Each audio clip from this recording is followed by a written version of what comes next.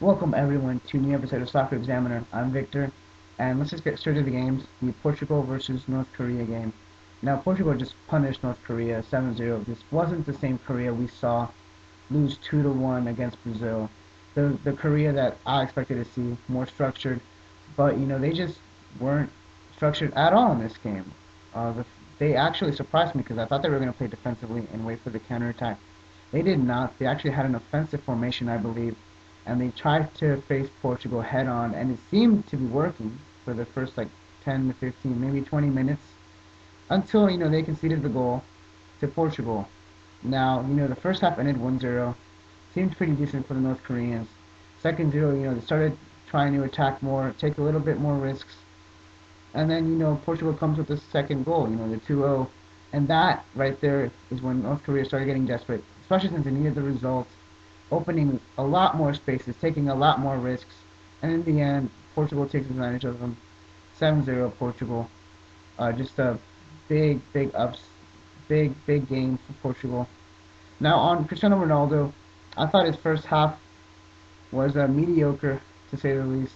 Um, he basically tried to score himself. Wasn't good at it. He had good opportunities, but I believe in the second half when he started being the creator, the playmaker, that was when his game, completely went up. And eventually he got his goal, So second half was great for Cristiano Ronaldo. First half wasn't good at all. Now, hopefully Portugal won't hype this up. Yes, it was a 7-0 margin, but no offense to the North Koreans, they are the lowest ranking team, and you don't want to be hyped up, especially when you're going to face the number one team in the world, which is Brazil. So hopefully they'll be focused for that game. Um, Mathematically speaking, they still can, be knocked out. But with this 7-0 margin, I don't see it. But yeah, I'll be waiting for that Portugal-Brazil game. Now on to the next game, the Chile versus Switzerland game. Like I said, this game wasn't going to have many goals, and it only took just one for Chile to win. Switzerland played really defensively, as we're accustomed to, waiting for the counterattack. They were really hurt by the red card. Then they started closing more on the defensive portion, um, and didn't really threaten the Chilean squad. And then Mark Gonzalez, beautiful header, 1-0. Just a quick note here: Mark Gonzalez was actually born in South Africa. I thought that was interesting. But 1-0 Chile. Now Chile sits nicely, first in the group. Technically, or mathematically speaking, I should say, they still can get knocked out, especially since they're facing Spain. But I feel that if they withstand Spain to a tie, which I think they can do, first place for them, nicely. Good luck for the South American squad.